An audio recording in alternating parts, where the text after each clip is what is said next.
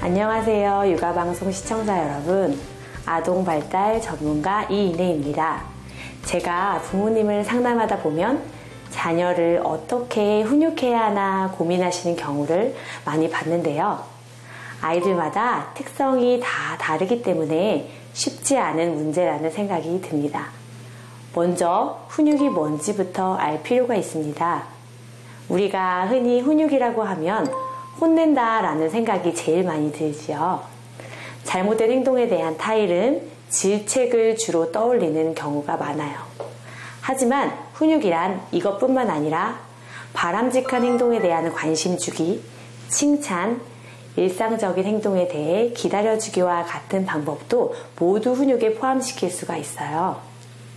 그런데 발달 시기에 따라 훈육의 방법도 조금씩 달라질 수 있는데요. 한번 자세하게 살펴보도록 하겠습니다. 태어나면서부터 12개월 아동의 경우 기본적 신뢰감과 불안감을 가지게 되는 시기라고 볼 수 있습니다. 엄마는 아기의 울음을 통해 아기의 요구사항을 해결해 주는데 이를 통해 아기는 신뢰감을 형성하게 되죠. 그러나 부모의 행동이 예측되지 않을 때 불신감도 함께 발달되기 때문에 이 시기의 훈육은 대부분 아이의 요구를 들어주는 것이 중요합니다. 이 시기에는 부모에게 사랑받고 있고 수용받고 있다는 것을 충분히 느끼게 해주는 것이 가장 중요하기 때문입니다. 먼저 신뢰와 사랑이 단단히 형성되어야 규제와 통제도 잘 배울 수 있기 때문이지요. 만 1세부터 3세는 자율성과 수치심을 가지게 되는 시기라고 볼 수 있습니다. 이때에는 자신의 환경에 대한 적극적 신체활동이 증가되고 언어의 사용이 증가되면서 자발성이 매우 증가되죠. 무엇이든지 다 해보려고 하고 만져보려고 하고 스스로 하려는 요구가 강해지는 시기예요. 그래서 이때에 부모는 자율성을 통제하는 경우가 생기게 되지요. 이러한 반복되는 상황들을 통해 아이는 수치심을 느끼게 됩니다. 때문에 이 시기의 훈육은 아동이 할 수 있는 범위를 정해주고 할 수 있는 것으로 대체해주는 행동을 제시합니다. 그리고 안 되는 것에 대해서는 간단하게 설명해주면 됩니다. 그리고 이것들을 반복적으로 제시하며 단호하고 간결하게 훈육하여야 합니다. 만 3세 이후는 주도성이 발달하는 시기예요. 흔히 이 시기 때부터는 때를 부리는 시기라고도 하죠.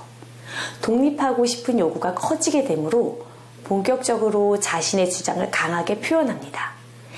이 시기에는 사회적인 질서와 규제를 받아들이고 기본적인 자기 조절을 배울 수 있도록 훈육해야 한답니다.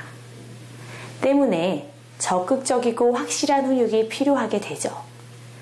적극적이고 확실한 훈육이라 함은 가장 먼저 아이의 감정에 공감을 해주어야 하며 그 후에 분명한 제한과 한계를 간단하게 설명해 주어야 하는 것을 말합니다. 예를 들어 공공장소에서 뛰어다니는 아이에게 뛰어다니고 싶었어? 그런데 여기는 사람이 너무 많아. 뛰어다니면 부딪혀. 뛰면 안 돼. 등으로 설명할 수 있습니다. 이때 대부분 무섭게 하거나 욱하며 화를 내게 되는 경우가 많아요. 그러나 부모는 단호함과 평정심을 유지하는 것이 중요하답니다. 훈육에서 제일 중요한 것은 훈육을 할 때 훈육의 대상이 아동의 인격이 아닌 행동에 두어야 해요. 이는 아이가 어떠한 잘못을 했을 때 아이를 인격체로 존중해주며 아이의 잘못된 행동에 대해서만 훈육을 해야 한다는 것을 의미하죠. 즉, 너를 사랑한다. 하지만 내가 한 그 행동은 속상하고 미운 거야. 가 되어야 된다는 것이기요.